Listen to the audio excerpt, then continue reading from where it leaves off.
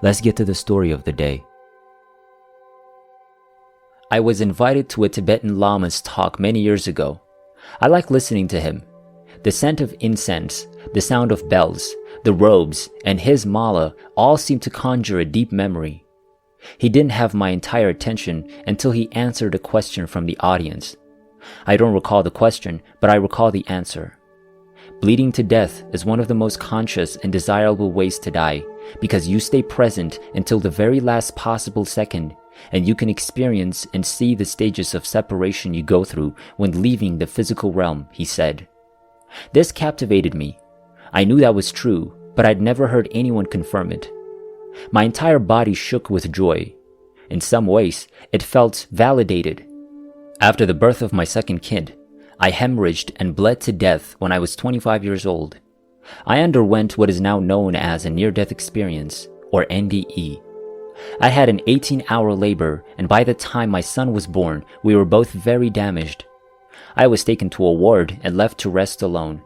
I appreciated the peace and seclusion. I was hoping to catch some shut-eye, but first, I commended my body for enduring the torture at the hands of an inexperienced young doctor.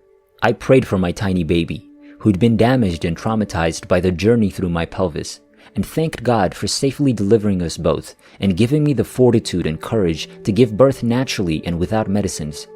I felt emboldened. Everything seemed possible. I decided to squirm and find a comfortable sleeping position because I was completely fatigued. As I moved, I realized I was stuck to the sheets with something warm and sticky, and I was too dizzy to get up to see what was wrong. A chilly, electric feel washed over me, and my field of vision was filled with pinpricks of dancing light. After a few moments, a nurse entered and glanced at me. She appeared concerned and went quickly to check my pulse. I watched her raise my arm and grasp my waist, but I didn't feel her contact. "Code Blue, this woman has no pulse," she yelled. When I tried to talk, I realized I couldn't make a sound because I couldn't breathe. I panicked, desperately sending the signal to my lungs to breathe, but there was no reaction. My body was closing down, and I was experiencing acute claustrophobia. My senses began to shut down one by one. There was a ruckus in the hall. There was the sound of individuals running, yelling directions, and moving loud machines at high speeds. This makes me nervous. I was exhausted. I didn't want to see or feel what they were planning to do to me. I've had enough of it. This is when I learned that death is an exhalation that cannot be followed by an inhalation. That is straightforward. I don't think I'd ever fully appreciated my breath before, but in that instant, I realized its genuine worth. All that stands between you and death is your breath. A completely inhaled breath is the Holy Spirit in action, and when you breathe consciously, you are in a state of grace. I was embarrassed by how much I'd taken my life-giving breath for granted. I erupted out of the summit of my skull in what felt like seconds. Popped is a suitable term, because there was an internally audible pop as I exited my body through the soft place or fontanelle in infants' skulls. The panic was gone almost instantaneously, and I was floating around the hospital room ceiling, staring down on a body I recognized as mine. I had no feelings for the body, only curiosity. I appeared smaller and different than I had envisioned. Years later, I learned that we never see ourselves as others perceive us. We only see our reflection in mirrors or photos. I was a sculpture teacher at the time, and I was creating a death mask as part of an artwork. As I removed the mask from the mold, I saw my face from my deathbed, not the one I see every day in the mirror. It was a light bulb moment. As nurses and physicians rushed into the room, I felt I didn't want to be there any longer, so I exited the building and flew into the night sky. I felt liberated and unburdened, and I was pulled to the stars. I realized I could simply float over the treetops and return home to see my family, but the night sky's call was louder. I desired to fly into space and be free. I became aware that I was moving at the speed of thinking. All I had to do was think upward, and I'd be on my way till I changed my mind or altered it. That was incredible. However, it took some getting used to.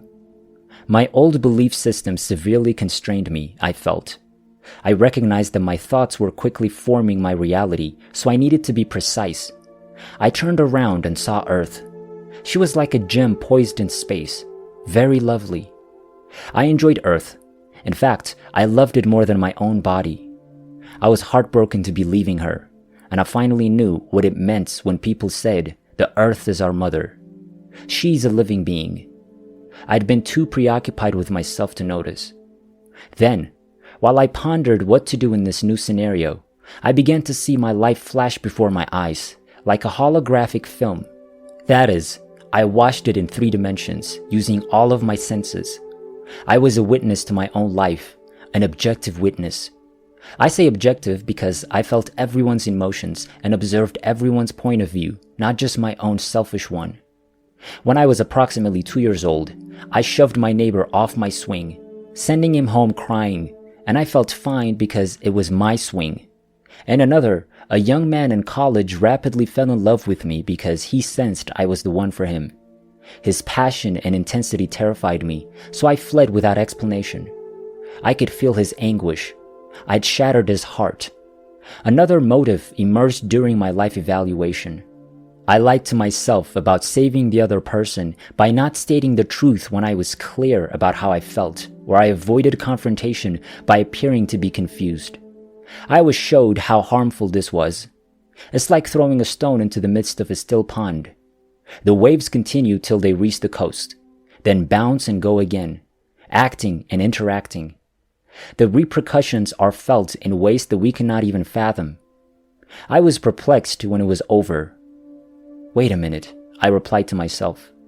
I didn't see any of my positive deeds. Not one time I offered or got love.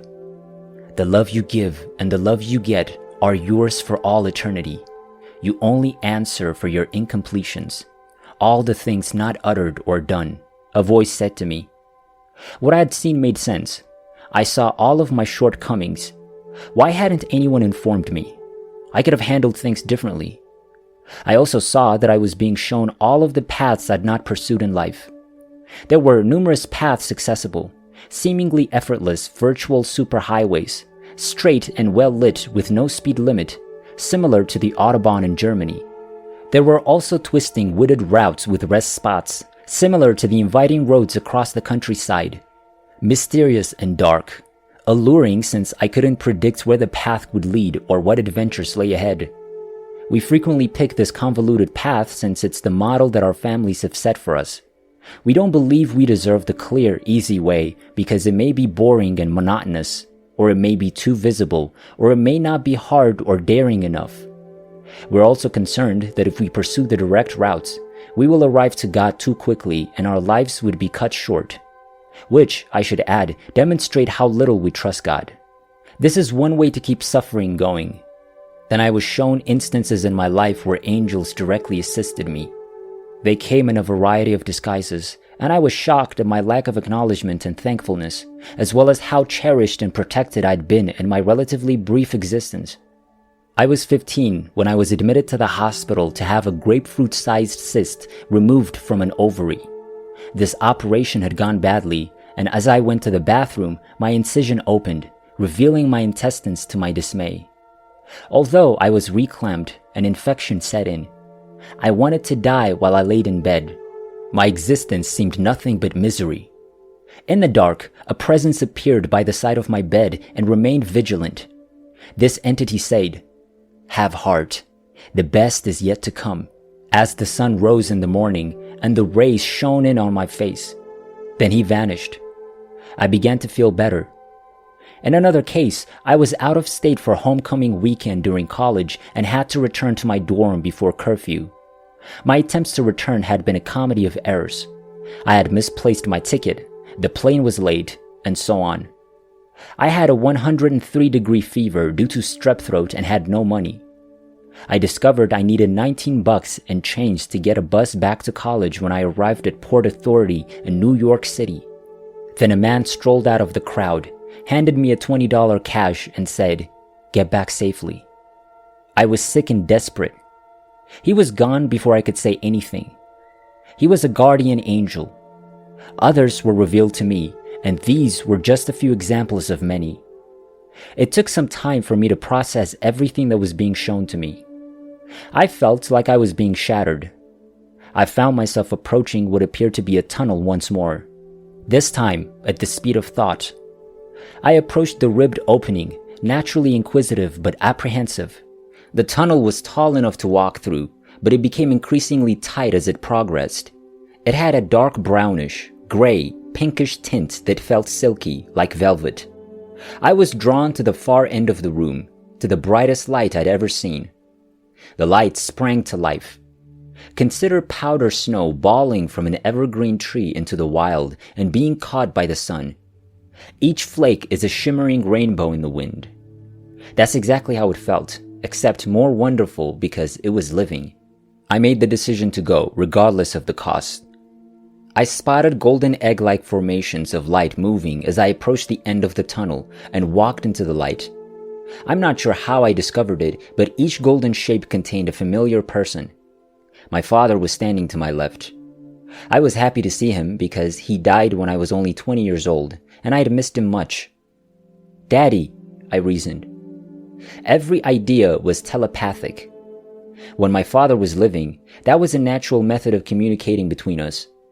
My father was quadriplegic his entire life due to severe multiple sclerosis. When something is physically lost, something else is gained, as it is with many people. He had a wonderful mind, and I spent my childhood chatting to him without saying anything. I had no idea how odd our way of communication was until he was gone, and regrettably, it became a skill I had to suppress.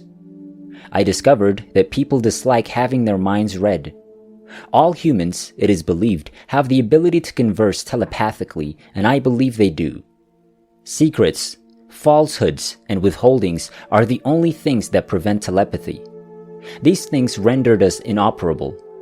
My father was also present. I'd never seen him stand or walk before. I was overjoyed because he appeared to be in his prime. We exchanged a flood of love from heart to heart when he was restored. I spotted a trail of lights curving out behind him into the distance and asked my father, "Who are they?" "These are your ancestors," he murmured gently to me.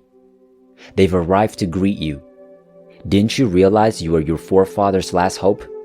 What they couldn't accomplish in their life, they expected you to do. You made it this far because you were able to stand on their bones." I was awed and honored to see my lineage sprawled out in front of me. I'd never be alone again. Then I focused on a light straight in front of me. I realized it was Jesus right away. I reached forward with my hands, sensing a membrane or some barrier I needed to cross in order to enter his presence, and encountered a welcoming force field. My hands began to converge into golden light as I touched it, and it proceeded up my arms, my heart gushing love to Christ while also receiving it. It was moving. I was ecstatically dissolving into golden light and all-knowingness, a bliss that exceeded all comprehension. This golden light must have triggered my hands, for I later discovered I couldn't see with my hands. When I practice hands-on healing, it's as if my hands can detect any disturbances or anomalies, physical or otherwise, inside the confines of a session. This is one of the things I brought back with me and now employ when asked to relieve pain or restore well-being. A voice asked, "What about your children?" as the light reached my shoulders and was about to arc across my chest. I was lost and irritated. What? Then I realized I had a young daughter and a newborn boy. Who could look after them?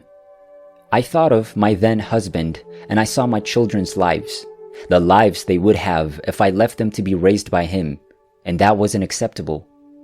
I tried desperately to think of someone else who could care for my children. What about my mom, my mother-in-law, my closest companion? Again, none of these potential lives were appealing to me. My children deserved better, and they needed me. I looked at Christ and understood that no matter how terrible it was to leave the light, my responsibility was to my children. I realized I needed to return. I was back in my body at the hospital at that moment, cold, in excruciating agony, and very depressed. The physicians and nurses were administering a blood transfusion to me. I have a rare blood type, and all they had was frozen blood that hadn't been appropriately warmed. My body was freezing, and it seemed like a swarm of bees was stinging me. After the blood flowed through my heart, the opposite half of my body became warmer. This is the ability of free will. It is a privilege to have free will. We make decisions, and that has enormous power. In the face of this reality, how can we play the victim? It was still too terrible for me to be aware, so I left my body and found myself in what appeared to be a spherical, domed marble room surrounded by arches and filled with heavy mist or fog. I was levitated into the center of the room, where 24 teachers sat in a circle around me. They were robed and appeared to be wearing hoods. Some were bearded, and as a group, they radiated cosmic wisdom. What in the name of God was I doing in this group? They told me stuff to make me feel better and to instruct me. I eagerly absorbed their teachings as if they were water for my thirsty soul. They eventually asked if I had any questions, and I was free to ask as many as I wanted until there were none left. I was enveloped in a glorious silence and felt complete. I remembered the teachings for about 3 days after I regained consciousness. Then life seemed to take over, and the lessons faded into the background. I know they're still a part of me, and every now and then I come across a truth that reminds me, sure, I know it to be true. Throughout the day, I was unconscious. Finally, there was a wise elderly nurse who brought my baby into my room and let him cry by my side. It was as if his cry traveled through time and space, finding me and calling me back. I heard his cry and fought to return to my body, to clutch him to my breast, and I truly felt my spirit drop into my body with a thud. This incident changed my life. It steered my life towards service and recovery, gave me the feeling that we are all the living hope of our forefathers. It provided me a first-hand experience of eternal life and demonstrated to me that I'm here by choice to fulfill my soul's purpose, that I am an individual and unique fragment of the God force, and that I will never be seen in this form again in all the universes. As a result, I'm quite valuable. It makes no difference what I do. All that is required of me is to be the love that I, and only I, bear on this earth at this time when it's sorely needed. I also learned that death can be the ultimate healing. Fear of dying can swallow a life since it prevents many individuals from genuinely living. Furthermore, I discovered that being in spirit form, in my light body, infinite, all-knowing, and unbound, is simply beautiful. But only in our human bodies can we breastfeed a newborn, walk on a beach at daybreak, make love, smell a rose, or taste a strawberry. The lessons of love are made present here in our bodies. When we choose love, knowing full well that we have free choice, heaven rejoices. I remember and renew my spirit, my connection to spirit, and the privilege of being alive every time I take a deep breath with awareness.